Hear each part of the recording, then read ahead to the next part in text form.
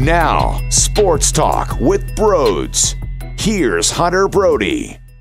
What is going on, everyone? Welcome to Sports Talk with Brodes. That was a pathetic effort from the 76ers. I have no clue what they were doing defensively. I had no clue what they were doing with the ball offensively besides turning it over. They felt like that was the best way to win this basketball game. Hey, turn it over. The more you turn it over, the better chance you'll have. I mean, what a joke. 21 turnovers resulted in 35 points, and I hate it that Joel Embiid did not play. Now, Doc Rivers, after the game, said he was a late scratch, so that screwed up some things in terms of what he wanted to do, but I'm sick and tired of this, and I'm not sitting here banging on the table screaming for Joel Embiid to play 72 of 72 basketball games because that's not how it goes. But this early into the season, I don't get why we're already going down this road. Is this truly what you have to do? Back tightness my ass. This is load management. That's what this is. And I'm sick and tired of it, honestly. It's growing on me as we continue to have these debates year in and year out about what this Sixers team is. The fact that Joel Embiid, load management, sick, can't play, unhealthy, banged up. Ah, come on. How about get your ass on the damn court? Because you can see when he's not there, this team has no clue how to operate on both sides. Defensively, there's a glaring hole in the pick and roll defense, in the rim protection as a whole, and on offense, when things get ugly, they're looking around and pretty much, not actually screaming at one another, but you can tell that there's disgust on each other's faces because they're not on the same page. They don't know where each other's going to be, and some of that has to do with the nature of being a new team in Game 3 of the season. But it also has to do with normally you operate with your big man on the floor, your star player that you go to, and that's a common thing. When things get ugly, when you have to try and stop the bleeding, what do? You give the big man the basketball, and you allow him to do his work. You allow him to go get a bucket, isolation, whether it's a face-up mid-range two or it's a back to the basket or if it's a three-pointer. Who cares how he does it? He's so versatile. But if you need to stop the bleeding at some point, you go to him. Tonight, you had no one to go to. And I look at Ben Simmons and Tobias Harris first and say, yo, fellas, when he's not available, when he's not on the floor, it's your job. It's your duty to step up. So I don't care about Tobias Harris early where he showed a bit of initiative. He scored a couple points. He had double digits in the first quarter, knocked down a couple threes. What happened after that? Where did you go?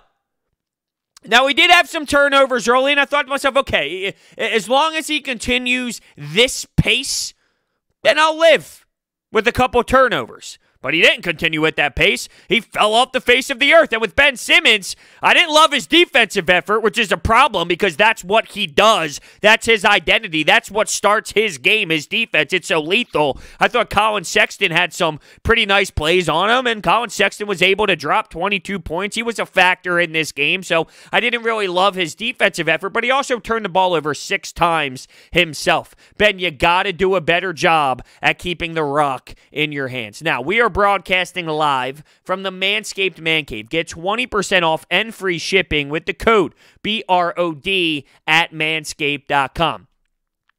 Staying with Ben Simmons.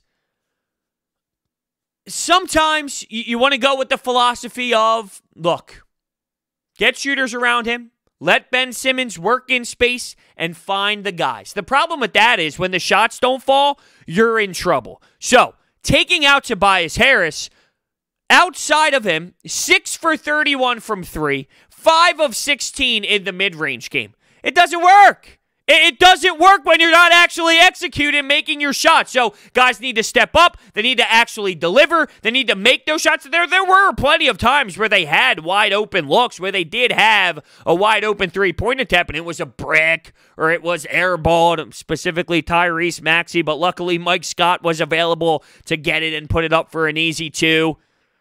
So they did have some chances, and they also just flat out missed them. But that's why you can't look at that as a recipe for success forever, for long term, because shooters are so streaky. They're either red hot or they're ice cold. Very rarely do you have them in the middle for a majority of the time. That's why they are shooters. That is how shooting in the NBA works. You are very streaky, and on this night, it was a downfall. But there was so much more that was a downfall than just that. I mean, you could just talk about being outworked, okay? Not looking engaged, not willing to compete. That's a bigger issue than your shots not falling. You can live with that. If that's what it is for the night, then so be it. But if you're telling me the moment you step out on that floor, you're not properly prepared, you're not mentally engaged, stop me if you heard this before when it came to this franchise. Because I think for the last couple of seasons, you've been freaking out that it was the coach's fault for that being the case. Well, guess what? It happened tonight under Doc Rivers, where the guys flat out didn't feel like competing. They didn't feel like working hard. And the second half, that irritated me the most. And keep in mind, we're watching this. This is a quick transition right from the Eagles debacle, where they just got eliminated from postseason play. And here you go. Just a couple moments later, you're watching a trash Sixers performance, but that second half, it irked me so much. So to start things off, Ben Simmons at the top of the perimeter tries to throw a pass to Seth Curry. It gets intercepted. There's a fast break the other way. They missed the layup. All right, so you would think that there would be a Sixers rebound in play because you'd work your ass off to get back just in case there was a miss, or just to attempt to maybe disrupt the layup in general. You would get back, Sixers would get the ball, and they'd be able to move up court. Well, guess what happened? The first person up the floor to get the missed layup was a Cleveland Cavalier. That's work ethic. That's determination. That's will. That's the want-to. There was no want-to from anyone. And that's a huge issue.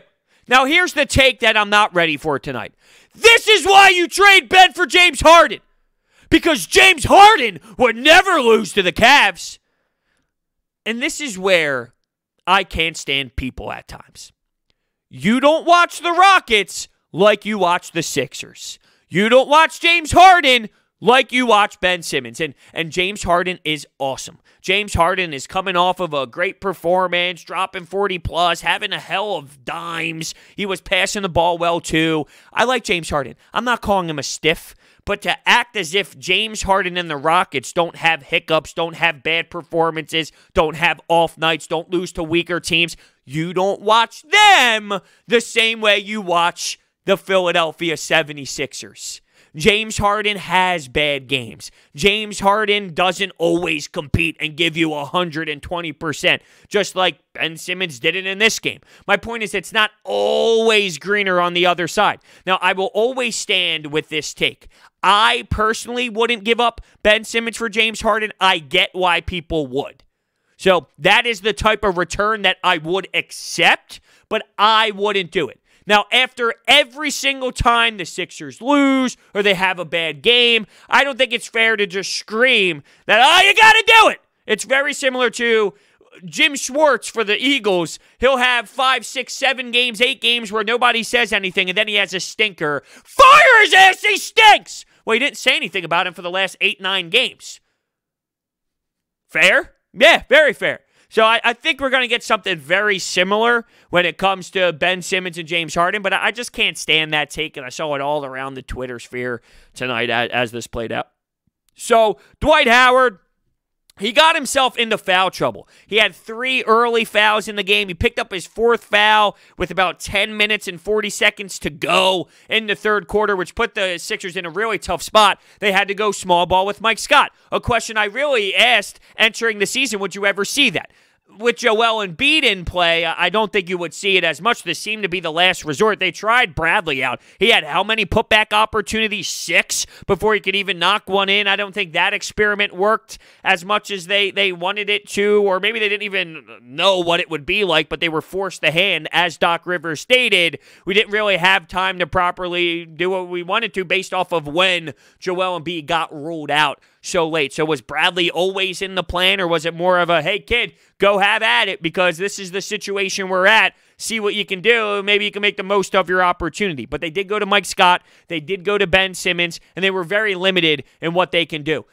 What bothers me the most is, once again, it comes back to something very simple. They were outcompeted, and they weren't willing to do the little things, and they weren't willing to just work hard to defend. There's going to be hiccups, but they looked lost, and that's another concerning thing. They looked like they had no clue what they were doing. In transition at times, which I feel this team can thrive in transition based off of Ben Simmons and what he can do with the open floor, and some of these other guys can totally work in space with the open floor.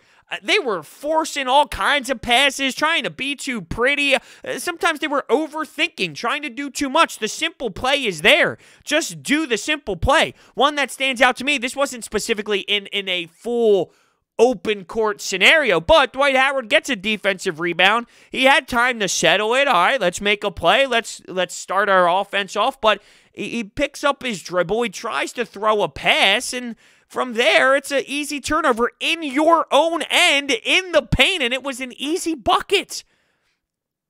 I had to watch JaVale McGee hit threes. I had to watch Larry Nance Jr. hit threes. You know, when JaVale McGee starts hitting threes and smiling while backpedaling, you're in a tough spot. And I know Andre Drummond was smiling from ear to ear, knowing that he didn't have to go to work and go to hell battling with Joel Embiid all night. The game's a little bit easier when you don't have to go up against that type of machine and Embiid constantly. So his night got easier for sure. But the Sixers were very limited and very lost, and that kills me inside.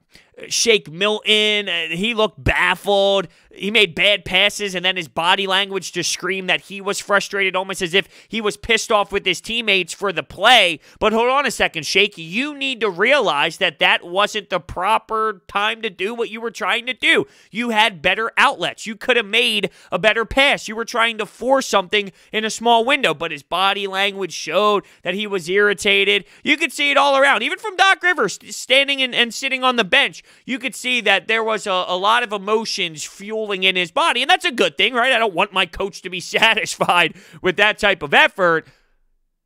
They play the Toronto Raptors, though, on Tuesday. Tuesday, they're playing Toronto. Now, is this the same Toronto Raptors team that we are used to? Absolutely not. But I bring that up because they're 2-1 on the young season. They're still a good team. They're still a talented team that has a culture there, that has Nick Nurse there, Kyle Lowry. They have these players. It's got to be a tough matchup. They lost pieces, but it's still going to be a tough matchup, I'd imagine. Well, falling to the Cleveland Cavaliers team, who is now 3-0, and they did it without Kevin Love. Not that Kevin Love is the same as he was when LeBron and Kyrie were in town, but they lost Kevin Love to a calf injury, and that's another player that you need to look out for, a guy who is very capable of scoring buckets and being a factor. They're 3-0 on the season, and you just look, if they fall on Tuesday, you go from an exciting 2-0 start to a 2-2 start on a very young 72-game season. But I'm just kind of looking at the next matchup for this basketball team, and I thought that this was a big matchup.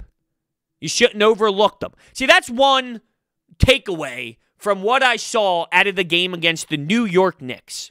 It was a professional win. It was a win that you needed. You had to beat up on the team. The team had less talent. They had nowhere even close to the same skill level as you. Take care of business. Blow them out. When you're up 15, make it 17. Make it 19. Don't allow them to crawl back to 7, 5, squeak it out. No. You have your foot on the gas, keep it on the gas. And they did that against the Knicks. Here, they never really had their foot on the gas. I mean, early in the game, what did you see? You saw Toby have a nice start. You had Ben have an aggressive start. And then both of those died out, and it became just absolutely miserable. Seriously. I mean, it was that garbage. Now, if you want my useless Ben Simmons takeaway of the game, I'll absolutely give it to you. What this means, I don't know. But each game, I am specifically looking at things that I can see that would make me believe that maybe the offensive game is developing. Maybe he's taking the step in the right direction when it comes to taking the jump shot. So my useless, maybe beneficial takeaway from Ben Simmons from that aspect is 2 times he went at Osman, right? And he lowered his shoulder a bit. The one time they called it a charge, where clearly Osman was moving his feet and he was not set whatsoever, so he got bailed out by a bad call by the referee. But Ben Simmons lowered his shoulder, which I will say, because Ben does it the way that he does, I could see why it would look aggressive from the offensive player standpoint. But still, Osman was moving his feet and he was not set. But I digress. Getting back to the point. Lowered the shoulder, squared up his body, took a jump shot off the glass and into the bucket. Now, that one didn't count. He did that later in the game as well. So a common theme, I saw it 2 times in the same game where he lowered his shoulder, he attacked, he faced up, which was my big thing. He faced up, which I love him in the face-up game, lowered his shoulder, squared up his body, took the jumper off of the glass. All right? 2 times. What does that mean? I have no clue. Could I be a psychopath? Absolutely. Could I be reaching and stretching? Maybe. But each game, my philosophy and my mentality is, look at Ben. Does anything stand out to you from the offensive side? Now, free throws. I will always be nitpicking the free throw game from him. 5 of 7. I thought early, super aggressive, very willing. Knocked them down. He started out 3 of 3. Okay, I'm juiced. But then as the game became 20-point blowout and things of that nature, it was just really tough to assess things. Even looking at some of these bench players, whether it's Matisse Thybulle, who had 8 minutes, who I thought, look, you're getting blown out. Maybe here's an opportunity for the kid to show a little bit of some growth in the offensive side. Well, he only had 8 minutes. But how do you assess a game where the team knows we just boned the Sixers team? We just crucified them. So no one's really battling like you would if there's 10 minutes left. It's a 6-point game. How do you look at some of these guys? Another one, Tyrese Maxey. Now, you can see how raw he is. Willing to take some three-pointers, not the prettiest looking thing, but loves to attack, loves to drive. The first step, when he gets the ball by the perimeter, I do love his first step. I think it's quick and he gets a lane to the basket, but sometimes I think he's very willing to take on more than he probably should, and you're seeing that at certain points where he goes up. And that's one of the things I do love out of his game. He is totally into attacking. I think his body and the way that he controls his body in those moments is strong, but sometimes it's like, dude, this is the NBA. This isn't Kentucky anymore. There's a couple guys on you that are not going to allow you to get to that rack as easily as you think you can. So those were some moments that stood out to me as well. Everything was so easy for the Cavs. You name it. If they wanted to get a bucket this way, they'll get it. They wanted to get a bucket that way, they'll get it. Whether it's in the paint or it's a wide open look for 3, they didn't have to work for anything. There was no tough possessions at all. I can't name one tough possession for that team. When they were dribbling the ball up court and when they had space, bing, bang, boom, ball movement, execution, wide open look. At will. I mean, at what point are you going to take it upon yourself to raise the energy? At what point are you going to wake up and make a statement? And I look at the leaders here. Really. Dwight Howard, he's been very vocal on, I'm a leader. I'm a professional. I'm experienced. I'm a champion. I want to show you how to do this. Well, 4 personal fouls in a role where he gets the nod, and I know he's no longer a starter. I think why you benefit out of Dwight Howard is he gets limited minutes, and with those limited minutes, he's great at screening, he's great at grabbing rebounds, he gives it to you in spurts when Embiid's off the floor. So from that aspect, it's phenomenal. But I'm looking at him now, it's, yo, you got a game on the road with some young kids in play. Be a leader. I think he fell short due to personal fouls. Ben and Toby, same thing. We look at you as the 2 guys to step the hell up. Make a statement. Take it on yourself. Take it upon yourself to put the team on your back, to elevate everybody else, to defend. Ben, if you defend, everybody else will buy in. When you take off, it seems everybody else is going to take off. That's part of being the go-to guy. That's part of being a star. The team generates their flow and their identity on that given night based off of what you give them. And when I look at Ben and Tobias, I think they fell flat on their faces, and it shouldn't happen. Hopefully, this is a teaching moment and not so much a common theme moment. All right. How about this, though? Let me tell you about my friends at DraftKings. While the holiday season may be winding down, the sports calendar is in full swing this week. Let me repeat that. I didn't like the way I executed that. While the holiday season may be winding down, the sports calendar is in full swing this week. From collegiate to professional sports, there's no shortage of action, and there's no better place to get in on all of the action than with DraftKings Sportsbook, America's top-rated sportsbook app. If you haven't tried out DraftKings Sportsbooks, what are you waiting for? To celebrate this year's college football playoffs, DraftKings is giving all new users the chance to bet on any semifinal team to win the championship at 100-1 odds. That's right. All you have to do is bet $1 on any semifinal team to win the championship, and if your team wins, you cash $100. While we're all excited for football, let's not forget about the 2021 basketball season, which just kicked off. So head to the app now. Check out all of the daily odds boosts.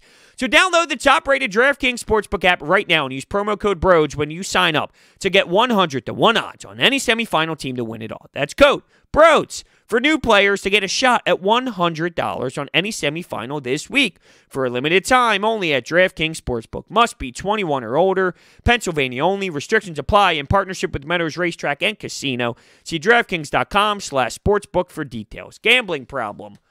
Call 1-800-GAMBLER. Andre Drummond. 24 points, 14 assists, 3 steals, 2 blocks.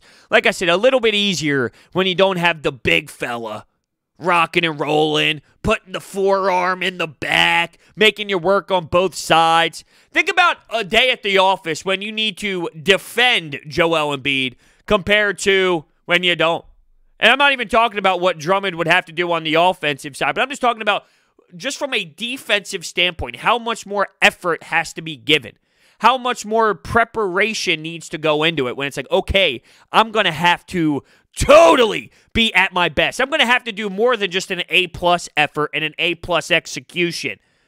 But I just thought at so many times when you needed to get a bucket and when you needed to stop the pace and when you needed to slow things down, when you needed Embiid to get fouled. Like, think about it from that aspect, right? The game's moving so fast. You're having turnovers because you're pushing the pace and trying to make some plays to your wings and just trying to do some unnecessary passes in the transition game.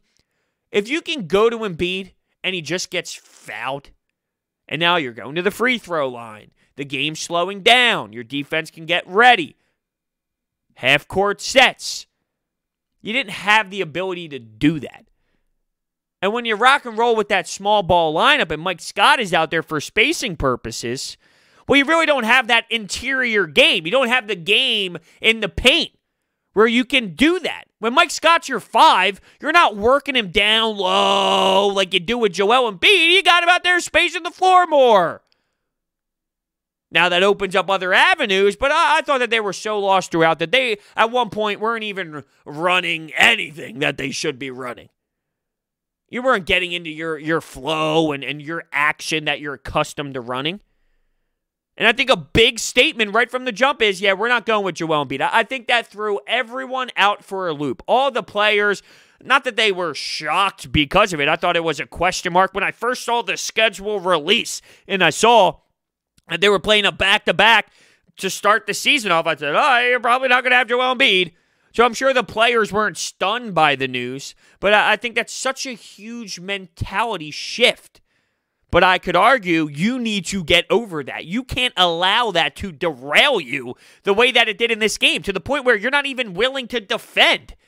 I know the pick-and-roll game changes big time defensively. When you have Joel Embiid rim protecting and being up on the pick-and-roll action and forcing the other team's ball handlers to make a decision in time and space because you're pushing up that big man on the pick-and-roll, yeah, that changes a lot what the other team has to do. But you can't allow him not being there to then just change the way that you give effort, the way that you work hard. Still work hard. If you get beat, but you leave everything out there on the floor, then so be it. We walk away saying things would be different with Joel Embiid. Not that we're not saying that now. We all are aware of that.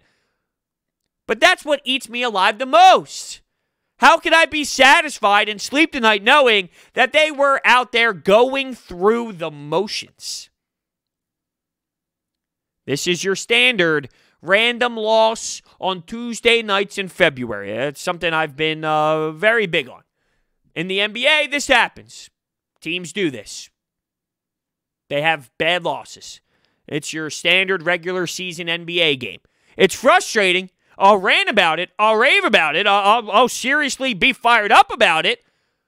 But I know this happens for all these teams throughout the league. It's more about, okay, how do you bounce back and how do you adjust from this? Because this is the first time this unit specifically under this regime went through a Joel Embiid-less game. This is unacceptable. What do I see from this point now? That will really tell the story. If they come back the next time Embiid sits for load management and they come out guns blazing, they look awesome, they have more of a backup plan. I didn't think they had a plan. It's like everything went out the window. All right, just go play, see what happens. Well, now they know that, one, this can happen again, so how are you more prepared? And how do they strategize for games without Joel Embiid? What's the adjustment like for the next game? If it's the same, well, then I'm going to intensify how I feel by a lot more. If you see a different style of play, if you see guys in a different motor, if you see different sets, if you see guys operating differently, well, then it's, okay, what do? They assessed the tape, they looked at the flaws, they realized what happened and what went wrong, and they decided this will put this team in a better situation when Embiid is off the court for such a long period of time. So that is something that is definitely going to be on my radar as we continue to watch this team. That's pretty much all I have for this one, to be honest with you. It wasn't like there was so much to dissect. It was pretty simple. They got their asses handed to them. They got their asses kicked. It's a bad performance. I hope this eats them alive for Tuesday, because I want to be 3-1 after 4. I want that to be a statement game. That what you saw on Sunday night on the second half of the back-to-back, that's not us. It's just one of those random games out of 72 where it wasn't your night. But that's not who we are. I hope it's something like that. So we'll see. You know how it is against that Raptors team. It's always a tough matchup. Different squad, different identity for them, but it's always been some sort of an issue. So will they be able to get over the hump? All right, before I let you go, I need to tell you about my friends at Orbit Energy and Power. With over 20 years of experience in the industry, they are home to your solar experts. They do the best-in-class work, whether it's the materials they use, their installers, their crew, their team members that are in the office, all of it. The installation, it's all fantastic. I'm a new homeowner. They've done so much to my house. They not only do they supply solar energy, water purification, clean, healthy water for you and your family, new roofs, tree removals, electrical upgrades. I mean, it really is tremendous what they can provide and how well they do it and how quickly they get the job done. All the information is down below. Thank you all so much for listening, and I will see you next time.